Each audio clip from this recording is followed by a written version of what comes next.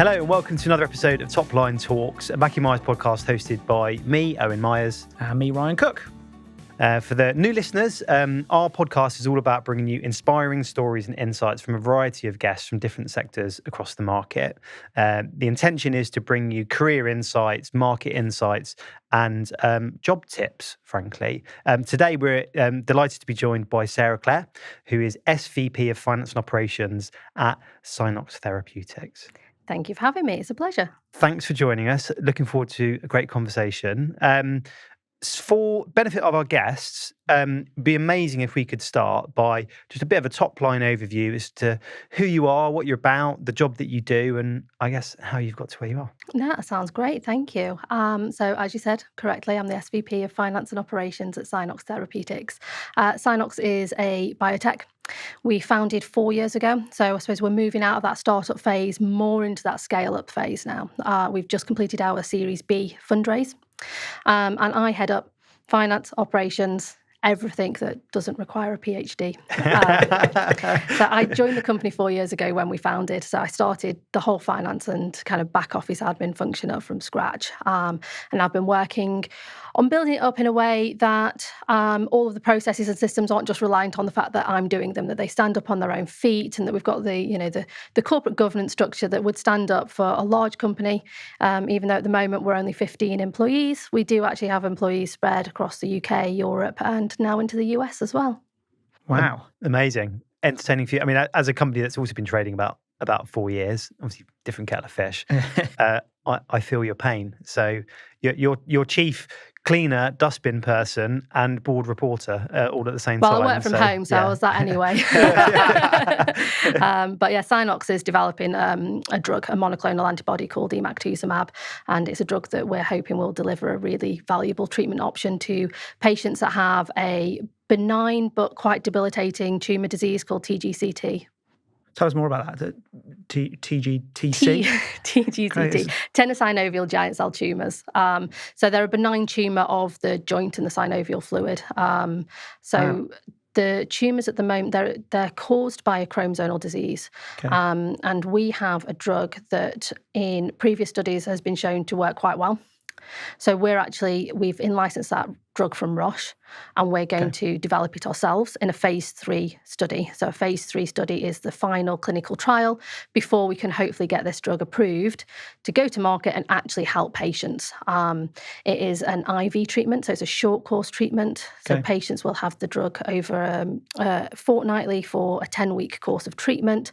And then we're obviously hoping that it'll work really well and be a real option as an alternative to surgery, which at the moment in Europe is their only treatment option. Okay. And it's still very much so the standard of care in the disease area. Of course, surgery doesn't work perfectly for every patient. Some people don't want surgery. Sometimes they can't have surgery because the tumour is really within the joint. And of course, actually with this disease, there is quite a lot of high recurrence rates. So we're hoping that not only can we shrink the tumour size, but we're really looking at kind of trying to improve the quality of life. The pain and swelling that the tumours cause isn't necessarily related directly to the size of the tumour. So actually, we're hoping to really improve that people's abilities just to go about their own life as you and I would, walk the dog, kind of put the laundry on, and hopefully we've got a drug that can help them with that. And for any viewers or listeners that are not overly familiar with the life sciences industry, could you just give us a really high-level overview of, okay, so I've got this idea and it seems like it might work. Like, what's in the stages that go before it then goes to market and your GP can write your prescription? First of all, you have to start with thinking, is it safe? Is it safe to put in patients? And that's what you have to cover off first in your phase 1. You then have to go, well, does it work? And actually, what level of dosage do you need to take for this drug to work? And that's your phase 2. You then get to your phase 3, and the simple question is it safe at the dose that means it works well? And that's the stage that we're at. At each one of those stages, you're looking at about a 60% success rate, 40% failure rate, very roughly. Yeah. So at each stage, you're hoping that you're going to be successful to move on to the next stage.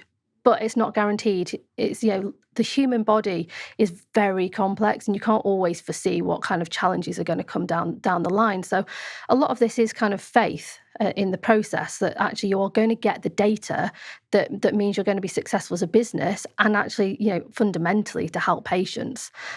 We are in the final stage, so the drug's already been through those earlier stage studies. So we've got a lot of data to support it. Obviously, it's never a guarantee. No. But we are quite a long way down that process. The problem is that most companies will have spent about a decade building up their finance and ops structure to support that. And we still need to have that level of internal controls to support being able to grow the company in a way that is not just kind of compliant and efficient, but ultimately delivers safety for our patients. Yeah, it'd be sustainable over time as you scale. Yeah.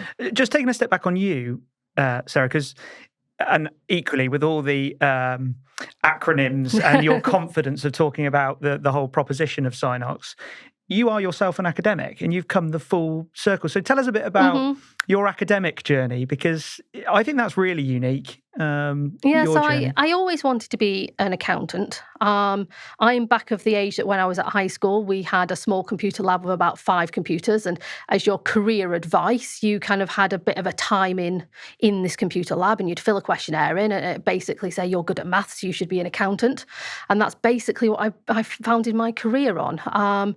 But as I got to kind of looking into the industry and by chance started speaking to people, some of the best advice I had was, when you're at university, just do something that you're interested in. You're going to be doing finance for your whole life. As you go through and train and become a chartered accountant, they teach you everything that you need to know about chartered accountancy. What you need to know is just life skills, just the going off to university, living on your own, and actually that ability to learn, think outside the box, pick up information and kind of apply it. So I did do biology and management studies at Imperial College. Very cool. I then went on to train to be a chartered accountant in London at a company called Blick Rothenberg. And when I qualified, I knew I wanted to go into industry, but I wanted to apply some of those really technical financial reporting into a real life situation, almost test how you can apply that. So that's when I moved to the Unipart group of companies. It was a very large multinational company, and I worked in group FP&A, so financial planning, and really did that consolidation and financial reporting piece. Looked more into things like tax strategy and kind of the interactions of the different subsidiaries and how they report into group. So I think that was a really good foundation for the technical side of it. And then I got to do a bit more what I enjoy and move back into life sciences, moved in as a financial controller, and I was at Therapeutics PLC, so an AIM-listed company at the time, for, I think I was there about 4 or 5 years, worked up to FD before moving across to SynOx Therapeutics. And did you find it quite natural because obviously Unipart's a very different business to Therapeutics and now SynOx. Did it feel comfortable stepping into the room? I mean, obviously, as you say, we haven't got a PhD. I don't think we've got a PhD in our business, have we? But actually, still understanding the subject matter and being able to keep up with, I guess, the technology and how that progresses. Is that? I think it's more that it almost felt a bit like going home, as in you cared about what you were doing a bit more, which sounds awful because of course you care when you're in an industry that isn't your industry, I guess. But I think it felt a bit like a jigsaw piece coming together, going into an industry that I enjoyed. I could see making a difference. I thought that I could apply my skill base to better. I think now that's it for life. I would only work in life sciences because it just feels like it's a part of me now. Yeah, I think that's probably working from home as well. You don't get that separation of kind of business and home the same. It's just you are part of the journey. I was going to say, and I guess, do you find, or to what extent do you find that actually having that heritage gives you credibility if you're talking to investors or, sort of people that you're talking to in the community, both internally and externally? I do think you have the ability to talk the same language. I do think it's really important, not for credibility, but just to show your passion and commitment. Okay. I wouldn't say that it's the be-all and end-all. I've known a lot of people that have come into the industry as a first kind of move from different industries, and actually they've brought a great perspective because they've got a different perspective. You wouldn't really want everybody to have had the same journey because diversity is really key. But I do think being able to demonstrate that you are committed to an industry and an area is really a positive impact when it comes to investors. I guess winding back to, the life sciences journey, and you mentioned investors. Obviously, one of the critical points in the cycle is getting to a point of, okay, we've got something that works, but we need to commercialize it so that it can pay for itself, right? And, we can get the backing to kind of keep it going. I guess it sounds you're probably not quite there, but in your knowledge on the industry, what are the sort of mechanisms and sort of pitfalls that either make something successful or not successful? I mean, it's a good point. In our industry, of course, everything is very data-driven. Yeah. So on your journey, you have to map out where your value inflection points are. So I know that we'll need to generate data before we can kind of pull the trigger on that next stage of our journey. But we have to be ready to get there. So we have to consider the optionality. What are the different strategies that are going forward? And actually almost build up that foundation of the operations. So, for example, if we were going to go for an IPO and list, we would need a certain level of internal controls. We'd need a certain level of infrastructure. If we don't have that, we just can't deliver that strategy. So that's the level of kind of corporate governance that I'm trying to build, even though we're small, so that it grows with the business. And if that is the route that we go down, we're ready. So at the moment, it is all about kind of thinking what that de minimis level is of infrastructure for us to build so that we can be ready to deliver whatever strategy that the investors fundamentally decide to go ahead. Because at the moment, you're right, we are, we're not just delivering a phase 3 registrational study, because that is a huge undertaking. I think it is a big ask. It was definitely a challenge to pull this study off and to start to open it to recruit patients. But you're right, the next stage is going to be even more challenging, and it's going to be a bigger ask, and it's going to require a lot of commitment. And that's one of the reasons that we have actually moved over to the US as well, so that we now have people in both the UK and Europe and the US, because it is a different market. And I don't think any of us can stand up here and say that we know the US market as well as the people that are over there. And I think getting people to come on that journey with us is really important to build that credibility over there. Talk us through your US startup, because we've just been through something similar. I'd be fascinated to swap stories as to how that's gone and what you've learned on the journey. We've built subsidiaries over in the UK and Europe, and it's kind of a very standard approach. And I think you kind of think that the US will be the same, but everything is different. And I almost think it's harder when you actually have a common language, because the words will be the same, but they will have different meanings, especially when it comes to things like, benefits and things like that. And you kind of almost have to go a bit on faith. You have a really nice roadmap. You kind of look at your jurisdictions and where you want to incorporate and what support you'll need, and map it all out nicely. And of course, the very first step brings up 5 more things that you didn't think about, and you have to build those into your map. And at each step, you have to go, is this something I haven't considered and I need to pause and think about through the implications? Or actually, can I do that in parallel while we push forward and kind of don't save time? So it is complex. We have to rely a lot on third parties over there. Yeah. And as a small business, it's almost hard to do, because as a startup, I'm used to doing everything myself. You roll your sleeves up and you do it. And you can't when it's over in the US and it's a new jurisdiction and you've got new tax filings and a new level of compliance that is completely different to what we've got over in the UK. Yeah. And I think that's the challenge, almost kind of having to rely on other people. And, you have to have faith that they know what they're on about. And I'm sure they do. Yeah. But it's hard when you have worked at a startup and you've done everything yourself. You commented that you felt it was all quite splintered in comparison to the UK in terms of third party to support. I wonder I mean, particularly as a startup, you kind of over here, you chat to someone and you'll probably get an extra 50%, right? That's probably not their core expertise, but they'll help you out. But over there, they're very regimented as to, this is my lane and I can't give you advice outside of my lane.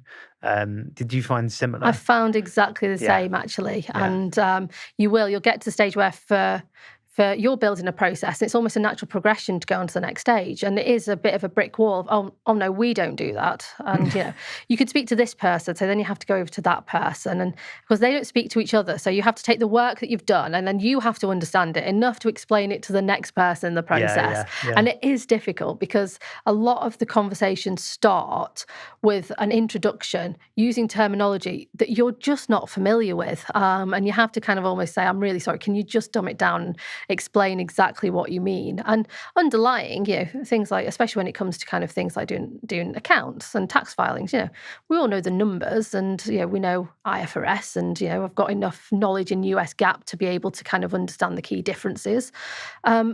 But the terminology that they use, they often mean something very different. And I find you're right. You can't find a one-stop shop like you often can in the UK. Obviously, in the UK, it would be expensive, but you can find one-stop shops that will help you in the whole setup. Yeah. Whereas in the US, it is, every day it does seem to be like, oh, we need to know a new provider for that. Oh, and we do need a new provider for this. Yeah. And you are speaking to a lot of different people. I don't know whether there's an element of, UK business setting up, and they deliberately obfuscate. Do you know what I mean? It's I don't think so. I think they're just so used to speaking to people day to day that know what they're talking about. Yeah, and of course, we know what we're talking about. But it's it's just that slight tweak. It's not 100% different, but it's just slightly misaligned to the way that we do things in the UK. I always think so. My heritage is all Irish. My family from Cork City, and when my granddad was still around, when I was first seeing my wife, whenever we saw him, he had a thick Irish accent to the day that he died, but he'd always make it thicker. To when he met her, just to sort of just for shits and giggles, really. And I don't know, there's something similar in that, isn't it? It's like, oh right, okay, you're in a new territory. You also need to budget a lot more for lawyers, is my experience as well. You do need, and I'm surprised at the amount of things that lawyers do that over here you'd get accountants or tax advisors to do. Yes. In the US, there's a lot of things that they do, especially when it comes to things like share schemes and things like that. It's so litigious. Yeah, the accountants and tax teams don't touch it with a barge pole. It really is. You have to go to the lawyers. What you talked a bit about running an optimized, I think you said lean structure, but optimized structure. How easy is that when you're building a strategy in the nature of the business and what you're doing, and knowing when to add those heads? Because that must be really hard. It's so difficult. By the time you need a head, Great, and of course tomorrow. Recruitment takes 6 months. It's difficult, and it is hard. And trying to do both the strategy and the hands-on, I think you feel like you're pulled in a lot of different directions. And in a startup, you wear a lot of different hats. You cover a lot of different areas. And every time something comes up where someone says, "What's our process for this?" As soon as the answer is, "Oh, I'm not sure, actually," that's coming my way. Okay. And you kind of have to muddle through it to begin with, and then find out actually what is the best way to build this process. Do we need a system, a person? How do we build it? But that first time is a lot of just muddling through and kind of trying to figure it out as you go. But it does mean that there is a lot of difference in terms of every day you can have numerous meetings on numerous topics. Some are strategic, some are hands-on, and you've want to do what's best for your team. Yeah. But you also want to do what's best for the company and the vision. And it's difficult to kind of get your head around being pulled in so many different directions at the same time. And I think fundamentally, I always feel bad asking people to do things I know I can do myself, but there's only so many times in the day, and it's better for the company and the team and absolutely everybody to start building those processes out. And I think that's one of the hardest things about remote working is that knowledge sharing. You have to actively share knowledge. You can't just chat around the office. You can't just have a bit of a brainstorming session or walk up to someone. That is on our list. Let's tackle this, because we were saying this before we came on air. I think you are trailblazers still on this remote working piece, and it was an active decision, wasn't it? How have you found it? How do you continue to find it? And obviously, with incorporating in the US, your culture is changing. It's challenging. Tell us more. We have 15 people, so we're still at the stage that every single person we bring in will change our culture because we're that small. And that's where we have to really make sure we bring the right people on the journey with us to really keep the feel of the business. It's hard to cultivate a feel of the business when you're not in an office. Quite. It's a challenge personally and it's a challenge professionally. So professionally, I've said about the knowledge sharing, the things that you would just walk over to someone and say, "Can we just have a chat about this?" In when you're remote, you either have to email someone, which gets convoluted, it goes backwards and forwards, and the messaging gets lost, and people get confused, and all of a sudden you're 20 emails down a chain, and no one knows who started it and what anyone wants. Or you have to actually actively put a meeting in, and especially being in finance, I find that a lot of people around the business think that they're being summoned by finance. They get a bit nervous. Why has finance put this meeting in the diary? Oh, it must be important if they put a meeting in the diary. But actually, you're just trying to replicate that chat. Where I go, I don't quite get this figure. Can we just discuss it openly? And that's the feel that we want to create. But I think recruiting is hard because a lot of people do want hybrid work, I think, for that face-to-face value. And we do, especially in my team, we do try and have face-to-face meetings at least once a month. We all go into a meeting room. I used to set an agenda. Now I kind of have a very loose agenda, but most of it is just talk. Absolutely. What's going well, what's not going so well, what's annoying you, but you can't really put in an email. That organic spontaneity is, and especially in such a small organisation, and I mean, we know all about that as well in terms of, the ability, as you say, when you've got an idea, the enthusiasm for that idea slowly dies if you booked a Teams meeting for the following day at 10 o'clock. You're a bit like, I was quite excited about this yesterday, but actually I've slept on it and I'm probably less excited about it for these reasons. But I do think that's so important. And again, when you've got stateside, and is everyone based in the UK outside of No, US? We've got people in Ireland, Netherlands, Belgium. Okay. Yeah, wow. so we are quite a spread team. Okay. And I think there's a few reasons for that. Fundamentally, we are a startup. Yeah. We're in a phase 3 late stage clinical development, and we're in rare disease. So actually trying to find people that have got the necessary skills is so hard. That we have to be spread. And of course, if we want to commercialise, we need that local market knowledge as well. So there's so many reasons that went into the fact that we do need quite a broad spread out team. So it is difficult. We do make sure that once a year we try and get everybody globally together, because it is important. And those are the events where you don't really discuss work. You might have a bit of a strategy or corporate objectives kind of summary to check we're all aligned and moving to the same goal. But mainly we just talk and get to know people. I'd say the market at the moment is loosely, I'd say about 85% 3 to 4 days a week in the office, generally. And then you've probably got 10% full-time and then another 5% fully remote. So you're definitely in the minority of the market. So how have you found that? Like in terms of, so if you're off the stage chatting to somebody or just generally advertising and attracting, how have you found the response? Because you are a little bit of an outlier. It's been difficult. I think people that haven't worked fully remote before don't quite understand how challenging it is. It seems quite ideal being at home, especially if you've got young kids. Yeah.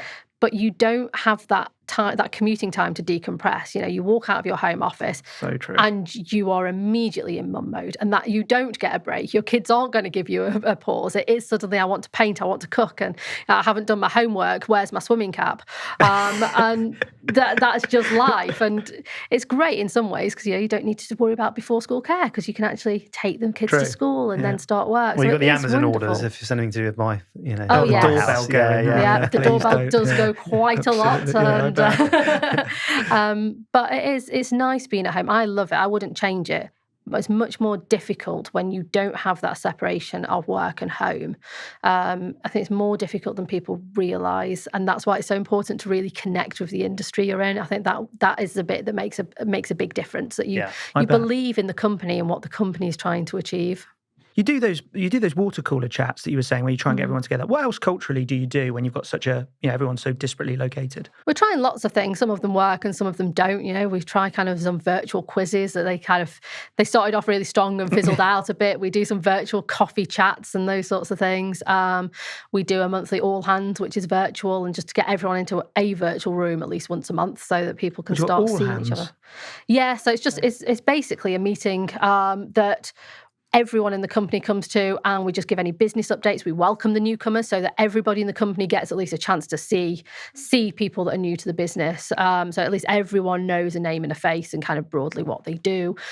We go over our corporate objectives. If anyone's done anything like a conference or anything, they give a bit of an update. If there's been any big updates as a company, people will kind of tell the whole team about it. But just to make sure that we are actually all aligned in, again, where we're going and where we're moving forward. I think business partnering is much more important when you're remote. It's one of those buzzwords that's on a lot of JDs and CVs at the moment, and I see it cropping up a lot, but it is really important. You have to know what's going on in the business. And if you're not just around a water cooler and overhearing someone go, oh, this happened in the study, or, oh, did you hear about that? That you've got to find a way to kind of cultivate that kind of knowledge sharing. And I actually have a Teams chat with my team, and it is literally called knowledge sharing. And it is just for those random, if you're on a call with someone and you happen to hear something, does everyone else hear about this? Just so that people are aware of it and you're not blindsided when something comes to you for a review and you go, Teams chat never and heard SharePoint, life-saving, because that just makes that whole... You need to be you do need to be able to collaborate. In our industry, it's difficult because you don't get the key version control. So that's the challenge we have. And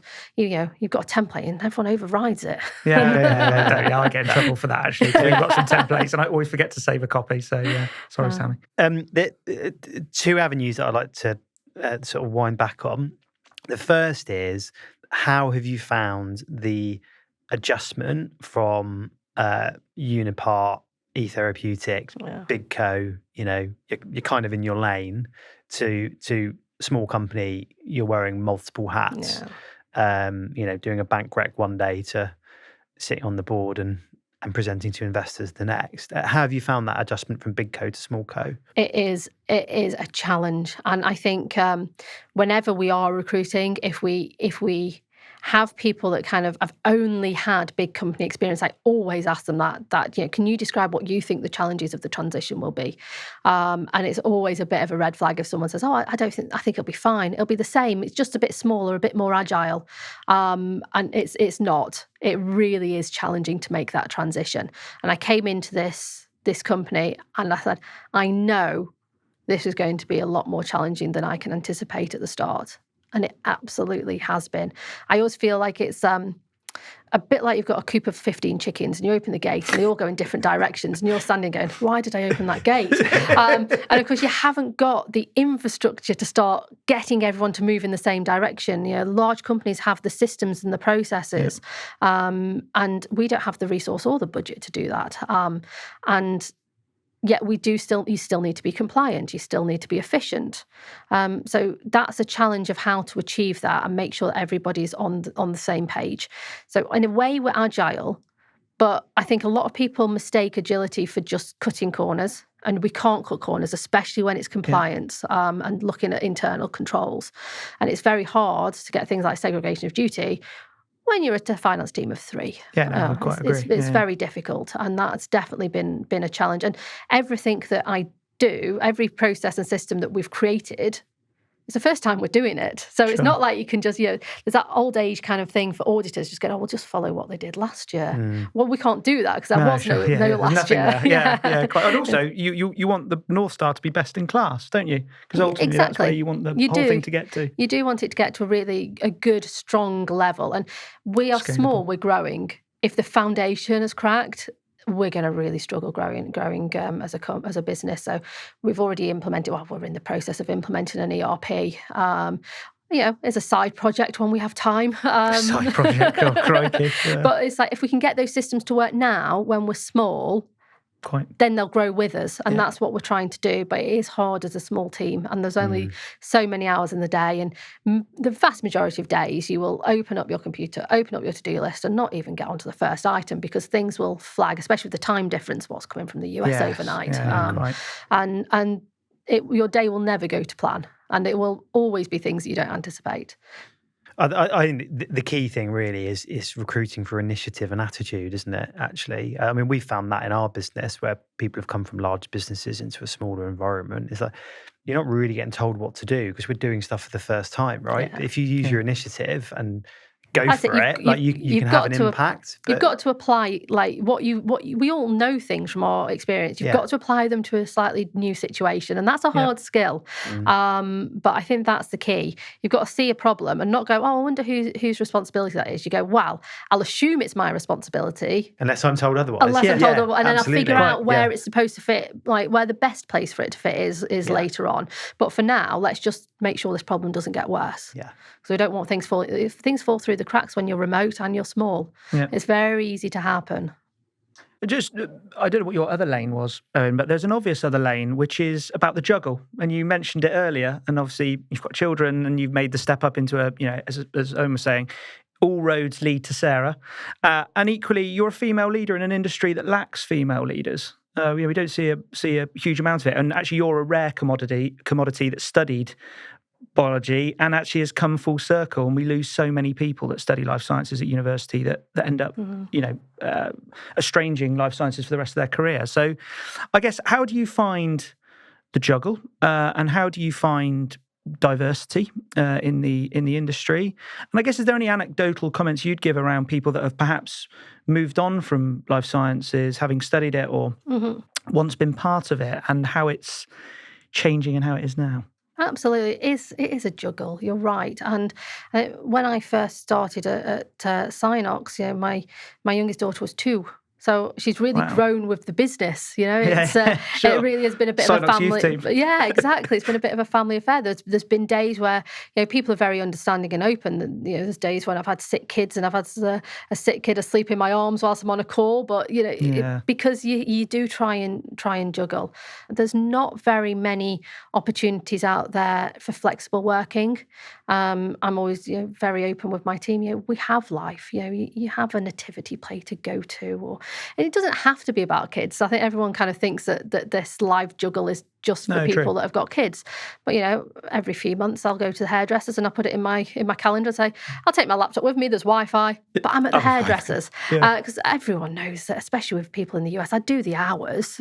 Quite. But if you want to take a bit of time for yourself, I think it's really important to do that, and not just to be a mum, but to actually be yourself. And even if it's just sometimes going for a walk in the sunshine and getting a cup of coffee, it's nice just to do something by your own sometimes. But is there anything that, or is there any learns that when you reflect on it, when you were transitioning up and managing everything else? Because I do think some people, in some instances, regardless of what their background is, get put off for that reason, especially when you're talking about stateside as well, with the extended hours and, what does that look like?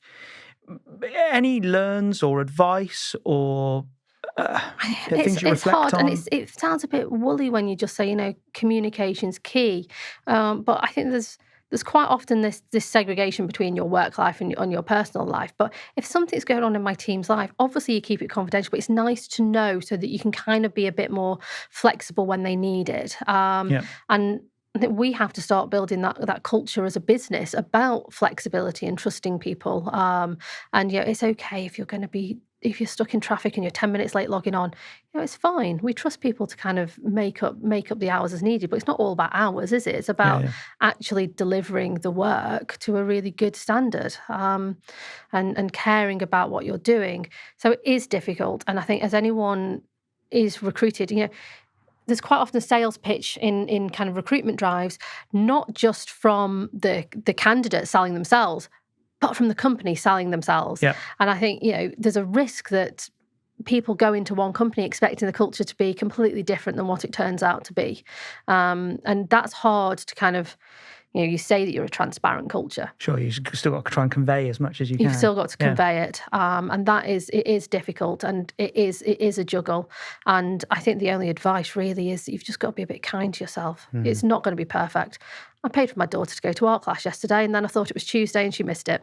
We could all write a book on that, to be honest. What have you found, though? Because obviously we've got a very flexible culture, and that requires high trust, and it really does. But I think to pick up on your point, I think this is another difference between a small business and a larger business, because actually there are two very different sort of drivers. I think because in a large business, generally you're driven by the monthly and quarterly cycles and reporting to the city and the investors and all this sort of stuff. So there's that kind of constant churn. There's less of that in a small organisation to an extent, but then there's the pressure of it's on you. Like there's no one else that's going to do it. So you can't disappear off for half a day and the work still kind of get done because you're part of a machine. Like it's all on you. So it creates a slightly different source of pressure. It does. And you have to make kind of sacrifices. And it can be hard to do that because there are times when things don't go to plan and you have to be, on calls or at your desk late at night. And it's very easy just to sit at your desk late at night when you work from home. And sometimes you do have to kind of say, no, I have to step away now. Yeah.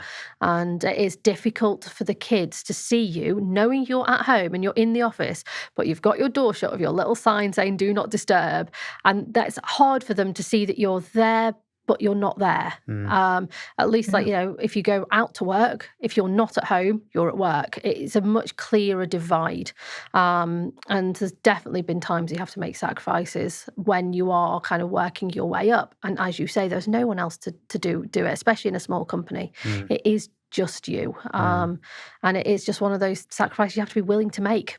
The other bit is you're remote, but you're very much an Oxford business. You're very much invested in Oxford, for obvious reasons from an academic perspective. So how have you found Oxford? Because, again, from the Midlands, the North, come down, studied in London, then, have spent a huge amount of your life in Oxford. How do you find the Oxford ecosystem? And again, I love the Oxford ecosystem. So I see us staying. Everyone kind of has those times on Rightmove, don't they? Oh, look what we could buy if we moved back to the Peak District. But I love Oxfordshire. I've been here now. I moved shortly after university, so going to decades. But I'm very much, I feel that there is a community, and I feel it's a really nice balance, having grown up in the Peak District where there was a great sense of community, but I mean at the time, I think things have advanced now. At the time there wasn't that real drive on kind of a career. I said to you guys before we started recording, I always saw myself in a kind of a little one-man sort of chartered accountancy firm in the countryside, where people walk in with their bags of receipts and say, can you do me an account from this lot? And then moved to London where it was very big, so much hustle and bustle. I loved going to university there. There was always something to do, always something going on. I feel that Oxfordshire is a real balance between the two. You've got that network of professionalism. You've got the life sciences industry there. You can have some great conversations with people that are like-minded, but then there's a real sense of community as well. I do think that is the unique part about Oxford. It's the beauty of it. And I think, there's elements of it where it's quite incestuous, and in some ways you feel like you have to break into that community. But I just think, life sciences particularly, that sort of collaboration and co-creation, I think is actually at its best in the life science community in Oxford, where people do still actively share ideas across, networking groups are very And everyone wants active. everyone else to succeed. Yes. Yeah, you don't want, there's not the same level of jealousy of going, well, I don't want you to do well in case that looks bad on me in comparison. I think everyone is rooting for everybody to succeed. And I think that's one of the great casualties of COVID, actually, because I think during COVID, I do think one of one of the very few good things that came out of it was there was this co-collaboration that just didn't exist before, where everyone was so in their silo, and actually everyone was facing something totally unprecedented, and all these ideas came together. And I think life sciences actually, I think, has done probably the best job thinking about it sector-wise to really try and continue to harness that. It is one of those things, isn't it?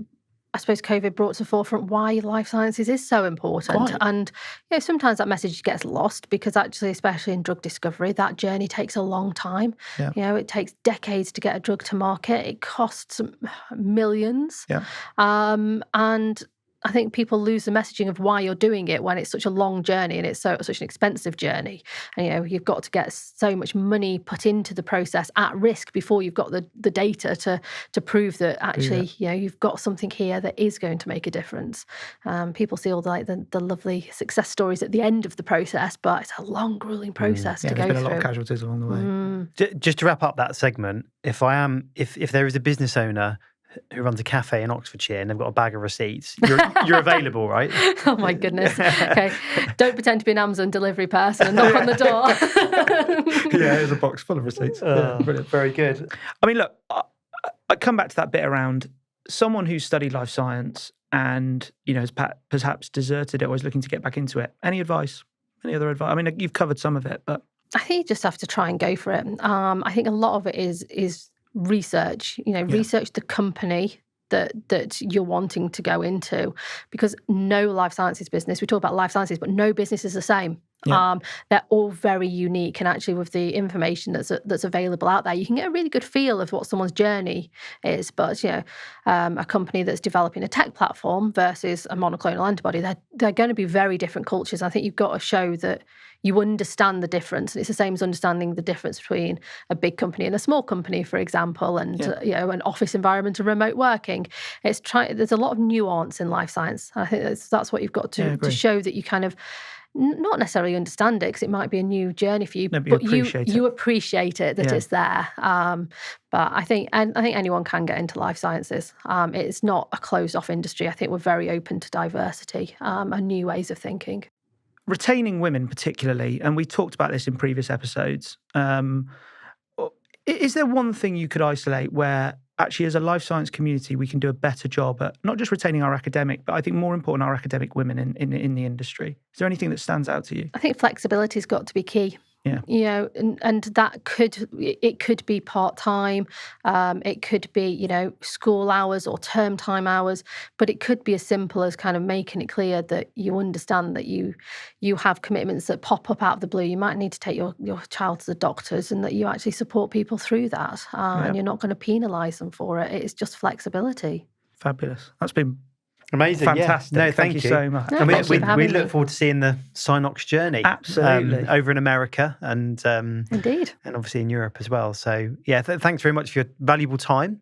Got some great snippets there, I Definitely. think. Good. And maybe get you on in a couple of years once it all kicks off. See where hopefully. we've gone. Absolutely. And thankfully, I didn't ask the Yorkshire tart question, because I tell you what, I was really worrying about that. So I'm so pleased I asked you about it. Very good. Well, look, that's been another episode of Topline Talks. Thank you very much to Sarah, our guest. If you haven't already, you can subscribe. We post this on our YouTube channel. We're also on Spotify and Apple as well. So until next time, that's been Topline Talks. Thank you very much. Thank you.